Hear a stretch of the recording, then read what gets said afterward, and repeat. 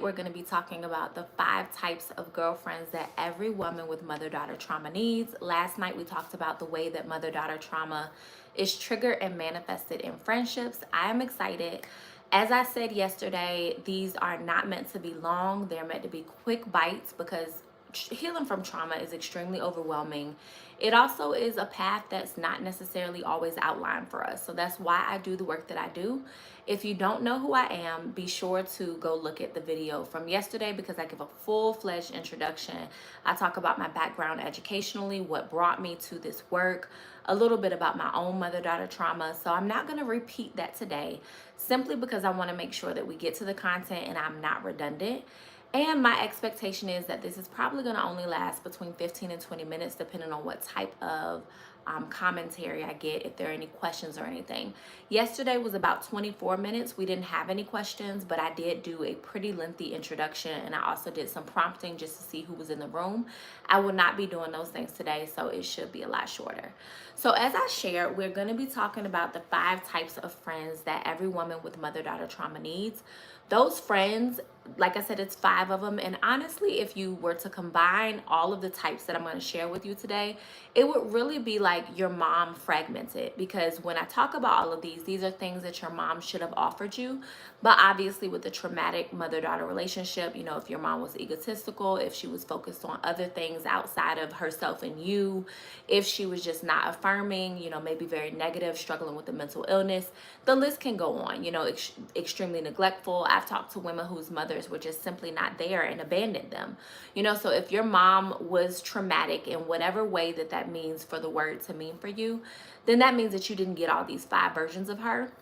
And as a result, you have deficits and are going to have to look for other people to fill those deficits.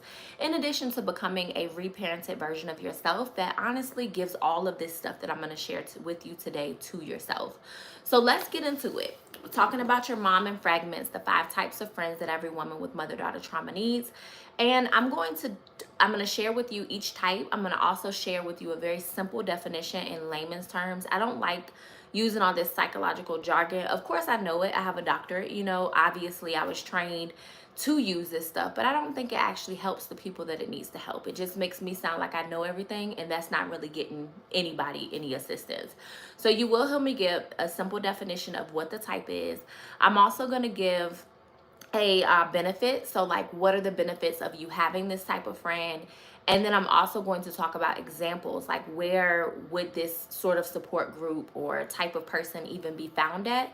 Now, tomorrow, if you were to come back, I am going to share how you can actually find these friends, find them and keep them. Because I know the catch and keep is hard, right? Like that's the part that becomes difficult for us as women who have mother-daughter trauma, is initiating the formation of these friendships and then also actually maintaining them and showing up consistently and not being so full of shame or, you know, doing things that self-sabotage the friendships. So after I share all the types, I want to make sure that I give a general disclosure about, you know, kind of what the benefit of having various types of friends is as a woman who has mother-daughter trauma. So definitely stay tuned. This is going to be very informational. So I hope you have your notes ready and maybe have your PJs on.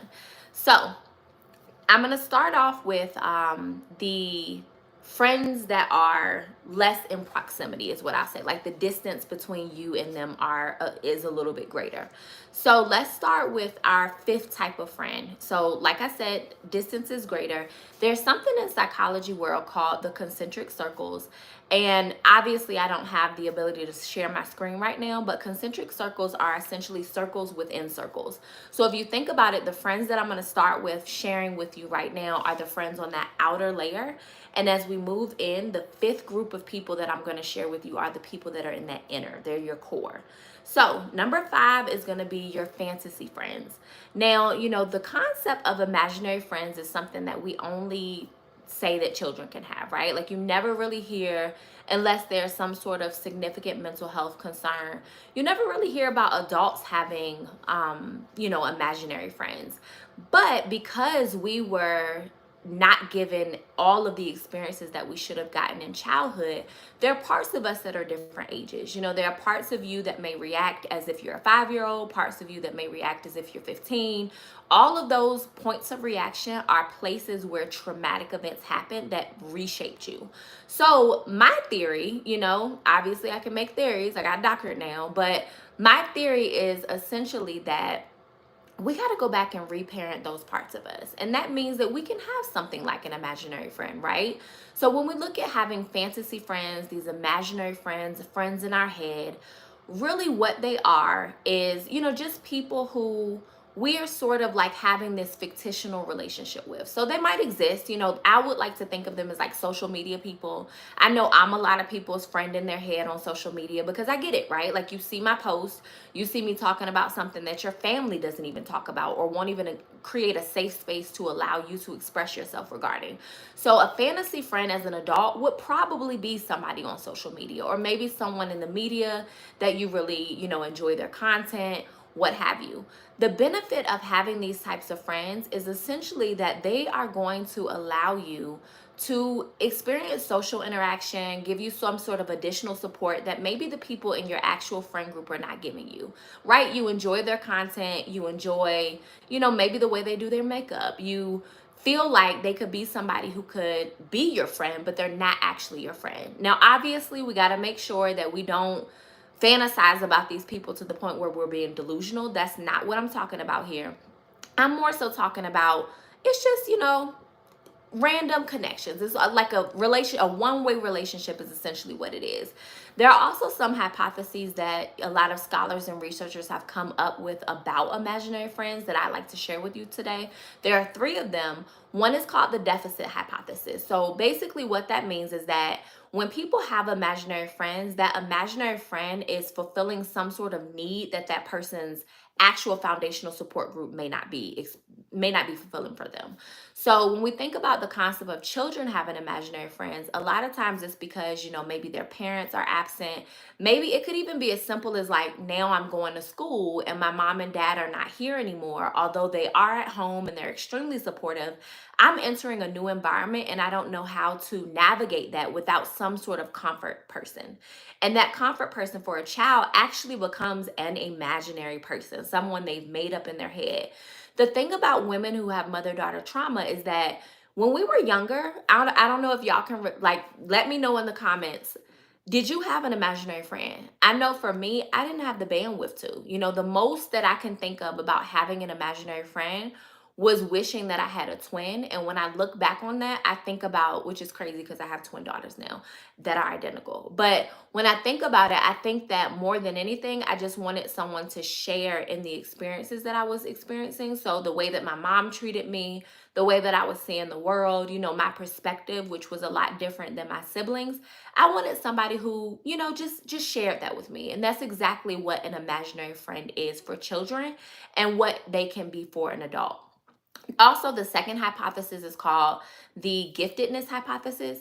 Basically, that hypothesis says that imaginary friends are assigned to people. So, people who get imaginary friends are essentially people who are extremely high IQ. You know, it increases your creativity essentially because, you know, you're thinking outside, you're using your imagination essentially. Like, you're not solely depending on reality in order to frame your reference points. Like you are willing to go outside of the box.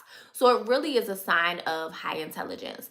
Additionally, there's another theory called the egocentrism theory. And essentially, that theory is basically saying that when you have an imaginary friend, they're increasing your self awareness. So essentially, it's helping you learn people more, learn about social interactions.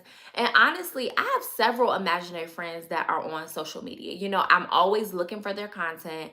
I'm always like, oh my God, let me scroll. I might even comment under their stuff, not even checking to see if they respond back because I don't care. You know, I just like you and I like the way that you interact and I could picture myself being your friend, but we're not actually friends, right? So that's that 5th layer. That's that outer concentric circle would be our imaginary friends. Then you have the 4th one, which is going to be our bullshit buddies. So these are the people that we're kind of just kikiing with. They give us a lot of laughter and joy. When I think about an example of this kind of friend, it could be someone who is your coworker. You know how we have those people that we just in the break room and we cutting up and we're sharing jokes. And I'm not a gossiper, and I also don't recommend gossiping as a way to form friendships, but I do think there is a beauty in shared humor about experiences that you are also experiencing alongside someone else. So absent of like joking on other people and things of that nature, I'm talking about the people that just like, they make you laugh. They always got something crazy to say, some crazy story to tell you, about what they did over the weekend or like something like that. And honestly, this could even be someone on social media as well. Like we think about the viral content that just happened a few months ago where the young lady shared about her relationship experience. Maybe she became a lot of people's laughter and joy in that moment. So I do want you all to know that just because someone is in one phase of our concentric circle and they're one type of friend to us doesn't mean that they can't also be in other parts. Now, we don't want to only have one person in general, and I'll talk about that more as we go on. You can't just end all be all with one individual. That's a lot of pressure on somebody, especially when you're coming into the situation with such significant trauma and such foundational deficits. It really can get exhausting. Like, this is my best friend. They fulfill all these roles and wear all these hats for me. That's not necessarily what we want to do. But we do want to allow people flexibility to move in and out of the types that they play in our life. So again, our bullshit buddies, they're going to give us laughter and joy. They're going to make us kiki. Essentially, when we think about our bullshit buddies, though, those are people that are like, they're keeping us healthy. They're keeping us alive. They're helping us not just get inundated with like the negativity of life. There's so many things about life that we can just bitch about every day. Like bills are due, it's gloomy outside. Like it's almost anything. If you aren't careful with yourself, you can be very, very negative and fall into these negative spirals. And research shows that that is not healthy for us mentally or emotionally or physically. So when I was looking up research in order to prepare for this presentation, and as I thought about clients that I've worked with, and also about myself and the research that I've done, some of the things I found was that laughter can actually stimulate your heart, your lungs, and other muscles in your body. So as you're laughing, you're contracting muscles, you're releasing them. So it's actually providing these very somatic benefits to you. Additionally, it also lowers your stress hormone, which is called cortisol, for those of you who don't know. And, it helps you just see things a lot clearly and be able to cope better. So it lets you use some of those critical thinking skills because, again, you're not so wound up. I'm sure you all have ran into a wound up person before, or maybe you've been that way. There are times when I'm super wound up and all it takes is for somebody to make a joke or, make me laugh, if I will allow that, right? If you allow people to make you laugh and give you joy, then it can be extremely beneficial to you. Something else I found out, which, that research that I just gave you was from the Veterans Administration, which is, an amazing source because we know that vets go through a lot. They're fighting wars, they got to be serious all the time. So to be able to find a source like that to say so many things about the benefits of laughter that is a very, very critical thing. Additionally, I found some research from the Mayo Clinic, and essentially they are saying that it also enhances the oxygen intake. So when we think about like how we laugh, laughing is a very big and boisterous kind of activity, like you're opening your mouth. So it's increasing the flow of oxygen that you're getting into your body, and that's amazing. Like, you need these laughter kind of friends. Another thing that I found was that laughter and just being joyful and in a jovial state can equal up to 2 hours of sleep. So like when you are laughing, you have this little laugh moment, it's almost like your body is regenerating itself, and that is extremely powerful. So that's why you need your kiki buddies, okay? Whether they're at work, whether there's somebody on social media that you cutting up in the comments with, whether there's somebody that you DM and you don't even know who they are, but y'all just always are on the same page. Twitter is a great I love Twitter so much. It's probably my favorite social media platform because it makes me laugh. These random conversations that people are having with each other in threads. And something else that makes me laugh, I don't know if I'm the only one who does this. Like, definitely let me know in the comments if you do this. I love reading like reviews of clothing items. That makes me laugh because I'd be like, what in the world? And especially when they got pictures on them. So that's the kind of stuff that makes me laugh. So find whatever you need, whatever group of people who does that for you, because you need those kinds of friends. So the third ring in our concentric circle, remember, we're moving more and more inner, and we're at 15 minutes, y'all. So again, like I said, I'm gonna give it to you quick always. So that third group of people is basically our cut up crew. You know, they're the people who make us feel like we belong. And the sense of belonging is so important, especially when you come, you know, equipped with mother daughter trauma. You haven't felt like you belonged in your family. You know, chances are your siblings see the world differently than you. If you don't have any siblings, you know, I've talked to a lot of women who are just the only children and their moms were toxic, and there's literally no one to share the experiences with. So with people who have siblings who don't agree with them, you know, at least like for me, I know that, yeah, you don't agree with me, but you know what happened. Like you ignoring it, you are lying to yourself. But for someone who's an only child, they don't have either someone to agree or disagree with them. So either way, for people who do come into the world with mother daughter trauma, like, you need that belonging. You need a group that you can feel like, you know, we share the same values. Those kinds of groups actually make you even more aware of your values. So what I'm thinking of here is like sororities or church groups. They're people who, you know, have the same sort of mission and purpose in life that you feel as if you do. And even if you aren't completely clear on it, it helps you become a little bit more clear. So maybe I know, like, okay, I'm a Christian, or I like Buddhism, or I love the principles that are taught, you know, for yogis, or, you know, whatever the thing is. You can go into that group and not be so sure of yourself and continue to show up and learn. And it's going to make you even more aware of what you hold important and what's near and dear to you. And that helps with your identity development. And then from there, it's also going to help you with critical thinking skills, because the more you know yourself, the more you know your values, the more you're aware of, you know, who you are as a person, the more you're able to make better decisions. So I'm not necessarily saying that you have to go to your cut up crew who you belong to and ask them to make your choices for you, because that could definitely create some codependency. What I'm more so saying is being a part of the group and seeing how people who share the same values as you move throughout the world and what kind of decisions they make. It can actually help you reflect upon the decisions that you're making. So that's why you need that group of people. Moving on to our second concentric circle. So we're getting really, really intimate here. These are people who are your get it girls, right? Like, they have emotional understanding. They get you. Like, you almost don't even have to say anything. They completely understand you without you even using words. And I would say that these are the people who are in, you know, affinity groups, the same sort of affinity groups that you are. So when I think of these types of friends, I think of like my mom groups. There are definitely, and when I say mom group, I don't really have groups, you know, that's just my own preference. I have a bunch of different people that form a group for me, right? So I have a lot of friends that are moms. You know, I have friends who are stay-at-home moms just like me. I have friends who, you know, are working as well as staying at home, which is a whole crazy type of thing, just like me. I don't have any twin friend moms, but that would be amazing. But, you know, I have people that get it. Like, if I'm feeling like, Lord, I wish these kids would go to bed, but also don't go to sleep because I'm gonna miss you. Like, they just understand those like conflicting emotions. Like, I don't really even have to explain it to them.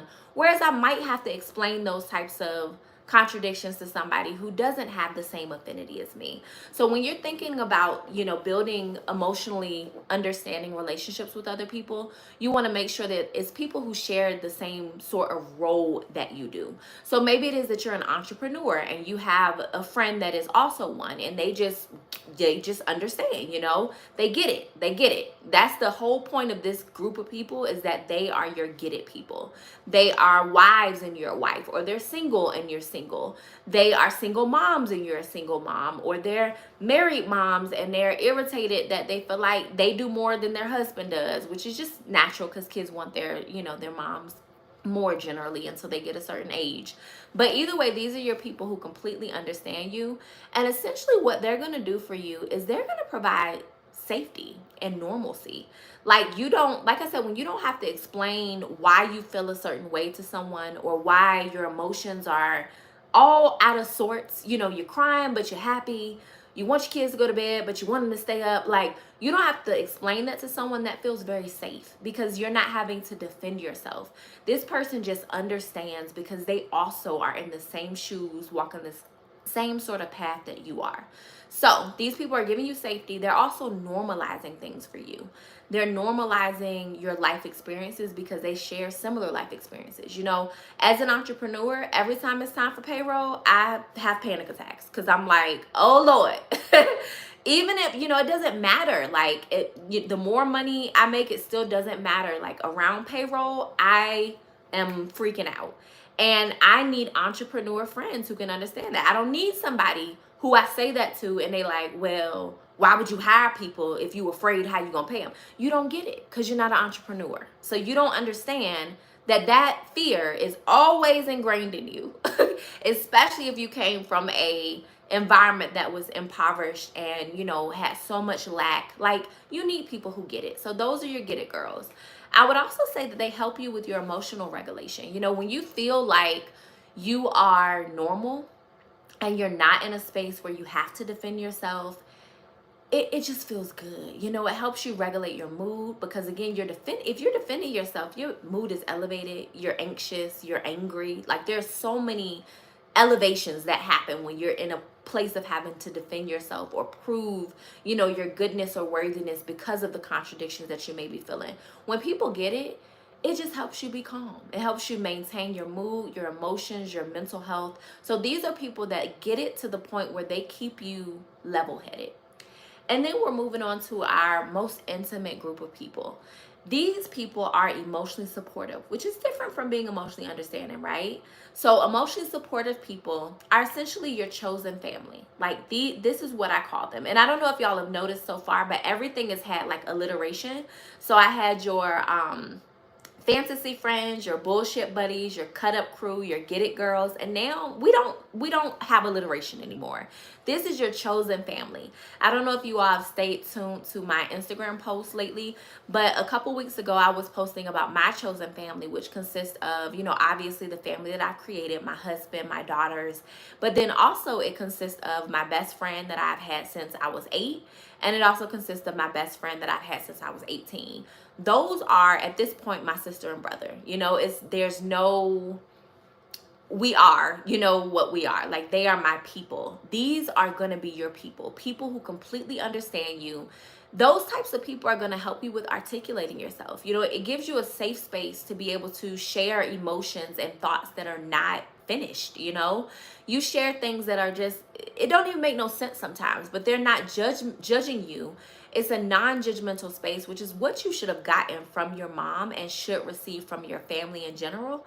But either way, being able to spill out how you feel in a completely nonsensical way is essentially going to help you articulate yourself better in environments where you do have to be a little more calculated with your wording. So it helps with your articulation. It's also going to help with your self-esteem. Like, there's nothing like someone loving you unconditionally. Nothing at all like it. Like, it is a beautiful thing, something that we didn't get to experience because of our moms being the way that they were, but we're still able to create with other people. And when we create that with other people, it allows us to feel like, I'm worthy. You know, it helps our self-esteem increase. So additionally, they're going to help you with coping skills. You know, obviously they're giving you some strategies sometimes. Maybe they're just listening other times and you're kind of working yourself out of whatever it is that you're going through. That happens to me a lot. You know, I'll be venting, but then I also vent a solution, and then my friends are just like, that sounds good, Dylesia. You know, sometimes I just need somebody to listen to me and to be a wall that I can bounce my ideas off of. And these are those people for you. You don't necessarily want to give that sort of vulnerability to maybe somebody that's you definitely don't want to do it to your fantasy friend. Like, if you writing somebody on social media, you just never know what you're going to get. So you want to make sure that you keep that sort of parts of yourself to specific people. So I've given you all the types of friends. I've given you simple definitions of what they are. I've given you benefits. I've also given you examples. Now, what I want to talk about is why, why? Like, why do I need all these different types of friends? Why can't I just have one person? So the thing is, as someone who has mother-daughter trauma, it's very important that you learn how to delineate. So unprocessed mother-daughter trauma can really make friendships feel extremely messy. And the reason being behind that is that, you're kind of in a cycle of like desperately just trying to connect with anyone because you need support. It's like my mom wasn't there for me. And even if you don't consciously think about that every single day, and y'all, I said I was going to be done in like 20 minutes and it's 25, but this is a good topic. So we're not going to go past 30. But you might not be consciously thinking, my mom wasn't there for me, I need you to be. But that's subconsciously what your body is thinking when your mother-daughter trauma is unprocessed. And that can mean that you are willing to tell strangers on the street your deepest, darkest secrets because you're literally like, who's going to be there for me? Somebody, like, let me just try anybody and give absolutely everybody the opportunity to just stand in this gap and hold this space for me that I should have had held for me long ago.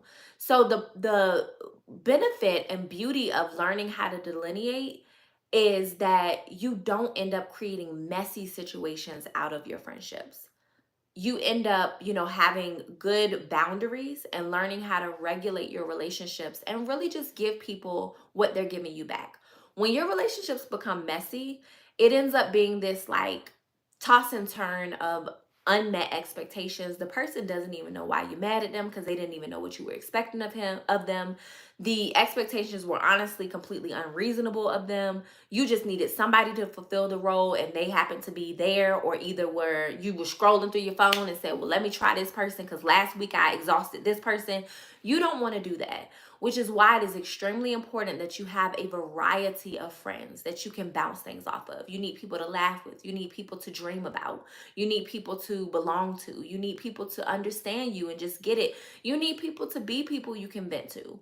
And when you don't have all of those types of friends, it becomes very dangerous because then you end up dumping on someone and you end up sort of just, exhausting a relationship. I've had so many women come to me in therapy and, even as I've conducted research studies and tell me about their friendships and how they just became ugly after a while. It was like they depended way too much on the person. The person wasn't really, trying to be all of that to them, but they didn't have anybody else. And then the person just like failed them, but it really wasn't a failure. It was a misplaced sort of expectation. So having various types of friends and almost like I said, fragmenting your mom, because your mom should have made you laugh. She should have made you joyful. She should have, been someone that you could idolize and look up to. And like I said, with those fantasy friends, if I'm looking at social media and I love the way this girl does makeup or the way that she dresses, I love her style. Those are things that your mom should have been to you, like a role model. She also should have made you feel like you belong. You never should have been in a household where you had to wonder or question your belongingness in it. Even if you were extremely different from your family members, your mom is supposed to make it an inclusive environment. Like she's a curator of the environment. She also should have understood you. There should have been a level of discernment that she had about you as her child that didn't even require you to explain. She just knew when something was wrong, when something was right, and not in a way that was manipulative. Like I know for my mom, she would say things like, I see further down the road than you, or I know this and I know that because I'm older and I'm more experienced. But those were all ways to manipulate me into thinking that I didn't know how to make my own decisions for myself. So I'm not talking about a mom that does that. I'm talking about like, you don't seem okay today. Tell me what's wrong. Tell me what's going on. How can I help? Just someone that should have been supportive. And she absolutely should have been somebody that was there for you, and not just your chosen family, but your actual family. So since she wasn't, we have to fragment it because nobody is going to be your mom or fill those shoes for you but her and the reparented version of yourself. So, like I said today, I've shared all the different types of friends you need, but ultimately, you need a friend in you. So, everything that I've shared, you need to be that to yourself. I think I've given a really great outline today. And I also, like I said, tomorrow I'm going to talk about how you can find these friends. I also plan to do another seminar about reparenting yourself and really how you can be able to, become all of these things for you, because that's ultimately what it is. what you need to do. You know, you do need all these friends, but you also don't want to create codependency. And codependency happens when we expect something from someone that we're unable to give ourselves. So I want to make sure that doesn't happen. So I am going to provide that sort of information. So definitely be on the lookout for that. I also want to share something that I did not share yesterday, which was about my private practice. I am the CEO of Radical Change Therapy. We specialize in intergenerational trauma, so in interpersonal ways. So some of the things we specialize in is mother-daughter trauma, daddy issues, really cycles that you see that play themselves out throughout multiple generations of a family, sibling rivalry, educational and workplace abuse. The list goes on and on and on. And I want to make sure that if you are interested in having friendship therapy, because we do therapy in dyads, so we do couples therapy as well, which is essentially like romantic relationship therapy. But we also do couples therapy that's platonic, you know, so it can be a mother and child dyad, it can be a friend dyad, it can be coworkers. I want to make sure that you have the information to be able to take advantage of those services. We do accept insurance. We're licensed in the state of Virginia, DC, Maryland, Tennessee, and Colorado to see clients. So my assistant is going to drop in the chat how you can visit our website and actually fill out your consultation form if you're interested in those sort of services. Now, not only do you have to do services with someone, like, you know, definitely take advantage of that if you want to, but you can work with one of our therapists who I am supervisor for, you know, so I don't see clients anymore, but I completely oversee the practice and have my hands in the cases. And, you know, I'm always helping out with therapists who need some additional support or direction on how to navigate a specific case. But you don't have to come with a dyad. You can come by yourself. You know, maybe you're like, Dylesia, I just want to learn more about how my trauma shows up, because I hear what you're saying and I love these examples you're providing, and they make me feel very seen, but I need somebody to dig into my specific situation. I want you to go to our website and sign up for our services. Fill out your consultation form and our client care team will be available and, you know, contact you so that they can place you with a therapist. We have a very, very, very good assessment. And I know it's good because I created it from years and years of research. I've been in this field for 11 years working with women who have mother-daughter trauma. So our formalized assessment it's a two-part assessment. Sometimes it takes them longer because, you know, different clients give different responses to different questions. But we go through every single area of your life and find out exactly what happened, and also create a treatment plan that is in consideration of your past as well as your present and what you want to happen in the future. So we're really helping clients move the needle forward instead of just talking in circles. I hate that about most therapy, that you just coming in and talking and nothing's happening. So we're really, really focused on making radical changes. So make sure you take advantage of that. Also, follow me on social media. My name is Dr. Dylesia on all platforms. And also make sure you stay tuned and, you know, check out any future YouTube videos that I post. I also have a pretty good library of YouTube videos that I have posted. So be sure to take advantage of those as well. And keep your eyes peeled on my social media, y'all, because I have been posting, okay? The content is contenting, is what the streets are saying. So make sure you stay tuned to that. And at this point, I'm definitely going to look for any questions. So Brianna has been looking through the chat and kind of sourcing any questions that they have posted. So it looks like we have one question, which is, what can I expect from my first appointment? So if you were to become a client at Radical Change Therapy, your first appointment, we're going to jump right into your first half of your trauma assessment. So like I said, we have a series of questions that are broken down into what I call the 6 dimensions of thriving. So what I've noticed in, you know, working in this field and doing research is that when you have mother-daughter trauma, we'll just say mother-daughter trauma, although there are several other traumas that we specialize in that happen intergenerationally.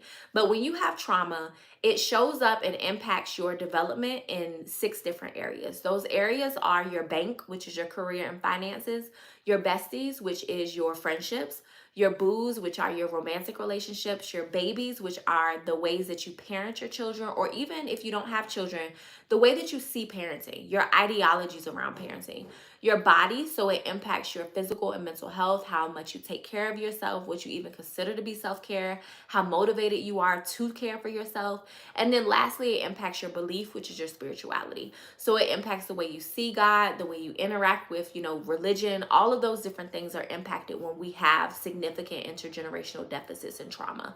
So what our assessment process does is it breaks down each of those areas, and it asks you questions that allows your therapist to essentially gather information about past events that have happened that have bruised you in those areas. And then it also allows them to be able to talk to you about, where you want to go from here. Like, okay, these things happen and this is where you are right now, but where do you want to be? And then they're able to sit down, and this obviously happens over a series of appointments. They're able to sit down, create a treatment plan that helps you move forward. Like, they're implementing actual psychological interventions that are evidence-based. And those evidence-based interventions are going to move you from point A to point B. So your first session is going to be you diving into the first 3 halves of that, 6 dimensions of thriving. Now, granted, you might move a little faster. Maybe your answers are not as detailed as others are. They gonna try to pull some answers out of you though, like, because we don't be playing that, because we need the information. But maybe it is you are a little bit more brief, or concise. You really know yourself and know your answers. You might end up moving on to the second part, or at least trying to finish some of that in your first session. But a lot of times we find that people end up taking longer than the first 2 sessions to get through their assessment, which is completely welcomed. We want people to give us all the information. And we also get a lot of feedback about how much the assessment itself helps people learn about themselves. So I've gotten so much, so many of the therapists have reached out and been like, hey, a client told me today to thank you, because this assessment is great. And after the assessment session, they were thinking about all the questions because they'd never been asked those questions before. So they came back with more answers to the questions than what they gave me before. So it is a very insightful process, and it's very thoughtfully designed because I know what it takes to heal from intergenerational trauma. I'm not who I have been. Like, my life is completely unrecognizable from where it could have been. If you've heard my testimony, this is not the time to share it. I share it on so many videos. I share it all over social media, but the life is way different. And the tips and strategies that I help clients use are tips and strategies that I've utilized on my own. And the questions that I ask y'all are questions that I've had to ask myself because no therapist was asking them to me. That doesn't mean that I didn't go to therapy, but I just knew that something was missing, and that I needed to supplement what I was getting out of therapy. And that's where God birthed these assessment questions. So that was a really long answer to your question, but you can just expect to get your assessment done in simple terms. Let me see. So it looks like we don't have any more questions. Brianna didn't send me any others. So I just want to thank you all for coming today. I'm over my time. I did not expect this to go this far, but I think it was a really great conversation. So if you came later on in the conversation, I want to make sure that you know that this recording will be up for you to view. So definitely go back and get the parts that you missed. Let me know in the comment section below if there are any, additional questions that you have as you reflect upon this, and we'll be sure to get those answered. And otherwise, I have enjoyed you all tonight at the second part of this PJ party. And I hope to see y'all tomorrow to talk about the tips and strategies that you can use to build fulfilling friendships with other women despite having mother-daughter trauma. All right, y'all. Good night. Thank you so much. Bye-bye.